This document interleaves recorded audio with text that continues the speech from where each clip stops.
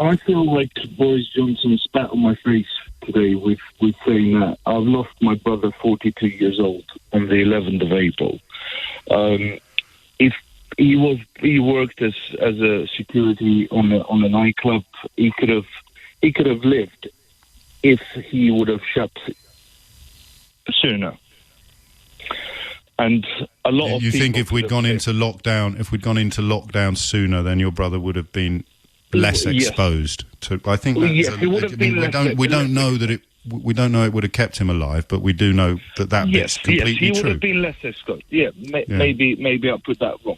But say what you want. And with that, he's taken control of it. It's just ridiculous. I mean, he could have done that long before. We have so many people, they're volunteering. We have so many people doing their best. And what was he doing up to now? Sleeping? Well, no, that's not fair. He was on holiday in February. Yeah, well, there you go. Then my brother, he's been buried for 6 weeks now. Oh, man. And I haven't even been able to get his wallet and his phone from the hospital, and I call every day and no response. I'm so. What do you mean frustrated. No response? What do you mean no response? I have not been able to get his. All right, well, we'll try and help you. Stay on the line. And his phone. Oh, and I send them emails. I call and no one calls me back. And we're grieving. And I'm distraught as well from it. And now he coming up with this and spitting on my face. This suggestion that he wasn't in control when they elected not to go into the lockdown. There's some very troubling comments that were reportedly made to the Italian Prime Minister as well that I think will add to your burdens. If you, I don't know if you'll be able to help. I am originally from Albania. I've been in this country for 23 years. And I love this country as my own. Well, it is my own. Yes. I grew up here. Now, in Albania, for a third world country, with 30, around about 30 people dead, with 3 million people in that country, and they've locked it straight away. The only thing that our Prime Minister done good, he locked it straight away, and he saved loads of lives.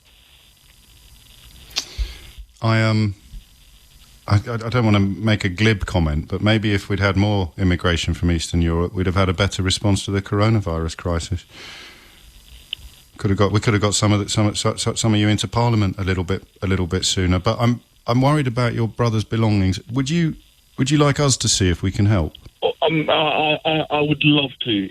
I don't know if we will, Eldin. You know that, okay? It may not be that we can do anything, but sometimes a little bit of. He died in North Middlesex Hospital, and I've been calling every single day.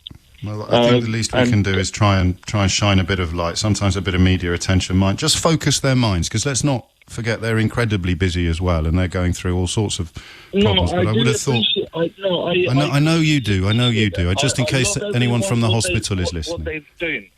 I love everything what they've done. They looked after him for 11 days in the coma, and I praise them. But all of these people, they've been going through these hardship with their masks, 24 hours working, the NHS working hard, and this guy, he only just now decided they want to take control of things. It doesn't make any sense, does it? And I've had some fun with it today, of course.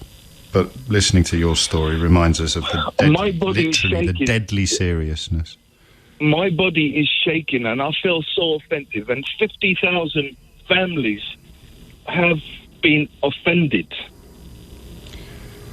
Yeah, and right. The whole country should feel this. No, offense. I know they